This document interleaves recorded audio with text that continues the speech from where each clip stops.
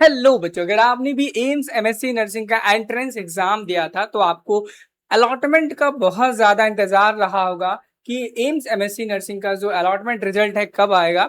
आपको हालांकि मैं ऑलरेडी अपडेट कर चुका था कि इसका जो अलॉटमेंट लेटर है वो 6 अगस्त को रिलीज होगा एंड फाइनली आज रिलीज हो गया। आज हम देखने वाले हैं कि कैसे आप अलॉटमेंट रिजल्ट को डाउनलोड कर सकते हैं और चेक कर सकते हो कि भाई आपको कोई कॉलेज अलॉट हुआ कि नहीं हुआ।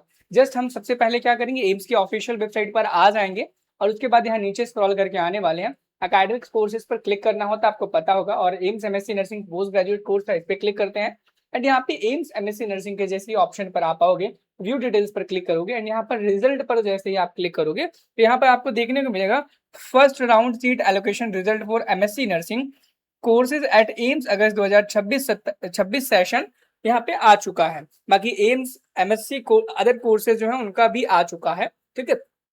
और इस पे जैसे हम क्लिक करेंगे तो आप यहाँ पर एक पीडीएफ ओपन होकर के आएगी। क्या आएगी? पीडीएफ ओपन होकर के आएगी। इस पीडीएफ में क्या होगा, अब बहुत क्लियर लिखा गया है, ओवरऑल रैंक लिखी गई है, कैटेगरी लिखी गई है, अलॉटेड इंस्टीट्यूट लिखा गया है, अलॉटेड सब्जेक्ट स्पेशलिटी लिखा गया है, अलॉटेड सीट की कैटेगरी, क्या अलॉटेड सीट की कैटेगरी यहाँ पर लिखी गई है। जैसे यहाँ पर जो रैंक 1 है वो ओबीसी कैटेगरी से है, उसको एम्स न्यू दिल्ली मिला हुआ है, कार्डियोलॉजिकल सीटीबीएस नर्सिंग मिला है अनरिजर्व कैटेगरी में, जो जिसकी फर्स्ट रैंक थी।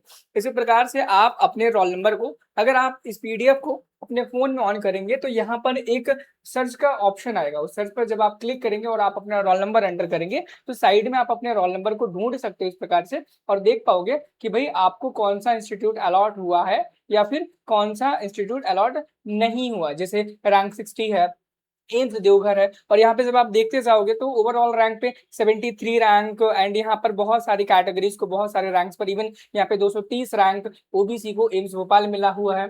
ओबीसी कैटेगरी का ही स्टूडेंट था, ठीक है, ओबीसी सीट पर मिला है। इसी प्रकार से जब आप देखते जाओगे फाइनली यहाँ पर बहुत सारे स्टूडेंट्स को अब बहुत सारे अच्छे कॉलेजेस भी अलॉट हुए हैं, बहुत सारे ऐसे हैं जिनको क्या हुआ है, FNCA लिखा हुआ है, FCNA लिखा है, NSA लिखा है। बहुत सारे बच्चे हो सकते हैं जिनको ये डाउट होगा कि ये FCNA NSA क्या होता है, तो चलो हम इसको भी क्लियर कर देते हैं क्या होता है। तो आप अपने यहाँ से अलॉटमेंट देख सकते हो, और एक बहुत इंपॉर्टेंट बात, डिस्क्रिप्शन बॉक्स में एक गूगल फॉर्म होगा, उसे फिल करना ताकि आपका रिजल्ट हम तक पहुंच पाए। अगर आप हमसे ऑलरेडी जुड़े थे, चाहे आप हमसे इन्फॉर्मेशन लेते हो या फिर हमारे किसी भी बैच में आप एसोसिएटेड थे, तो उस फॉर्म को जरूर फिल करना, ठीक है। बहुत बेसिक सी डिटेल्स होंगी।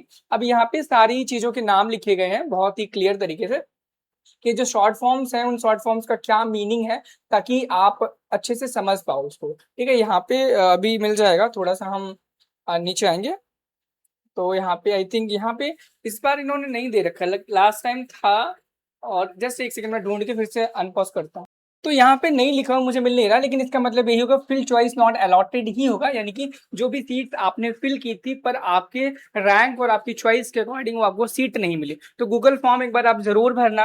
And one of the most important thing, अगर आपको लग रहा है कि आपको कॉलेज नहीं मिला, एम्स अलॉट नहीं हुआ, रैंक आपकी अच्छी थी, तो जस्ट बिकॉज हो सकता है आपकी रैंक अच्छी थी फिर भी कॉलेज अलॉट नहीं हुआ, तो उसका एक रीजन ये हो सकता है कि आपने अपनी चॉइस फिलिंग नहीं सही से की थी। अगर mop up round second round में आपको पता ही होगा कि दोबारा से आपकी सेम जो सीक्वेंस आपने चॉइस फिलिंग में भरा है उसको भर करके आप ऑलरेडी यहाँ पे सेकंड राउंड में पार्टिसिपेट कर पाओगे, आपको अलग से भरने की रिक्वायरमेंट नहीं होगी। अब बहुत सारे ऐसे बच्चे होंगे जिनका मन भर गया होगा कि हम अब सेकंड अटेम्प्ट देना चाहते हैं, नेक्स्ट ईयर के लिए प्रिपरेशन करना चाहते हैं, उनके लिए बहुत बड़ी गुड न्यूज है कि हमारा जो एम्स एमएससी नर्सिंग का आरंभ बैच है बच्चों, वो लॉन्च हो चुका है। क्या हो चुका है? लॉन्च हो चुका है। और इस बैच से मैं बता दूं बहुत सारे बच्चों के सिलेक्शन हुए हैं। अगर आप देखोगे नर्सिंग गुरुकुल की ऑफिशियल वेबसाइट पर आओगे ना, तो आपको देखने को मिलेगा ये वही जो बच्चे हैं सारे के सारे जिनको सिलेक्शन हुआ है। जैसे ईसा यहाँ पे है, ईसा अदक नाम है उनका, और इनको 167 रैंक AIR आया था इनका।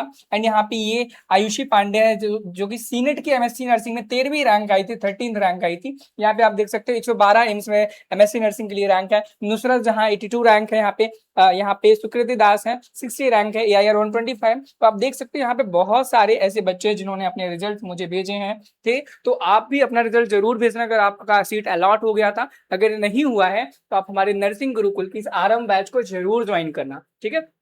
मैं बता दूं इस आरंभ बैच में आपको रिकॉर्डेड क्लासेस मिलने वाला है, क्लास नोट्स मिलेगा, model papers, test series and खजाना मिलने वाला है। खजाना is a kind of question bank, जहां पर आपको हर सब्जेक्ट के नंबर ऑफ क्वेश्चंस मिल जाएंगे प्रैक्टिस के लिए, ताकि आप प्रैक्टिस कर पाओ। और ये बैच की जो प्राइस है एक्चुअली में 5000 रुपीज है, लेकिन अभी लॉन्चिंग प्राइस पे आपको 2499 में मिल जाएगी। और ये बैच पूरा अवेलेबल रहेगा जब तक आपका 2027 का एंट्रेंस एग्जाम खत्म नहीं हो जाता है, तब तक।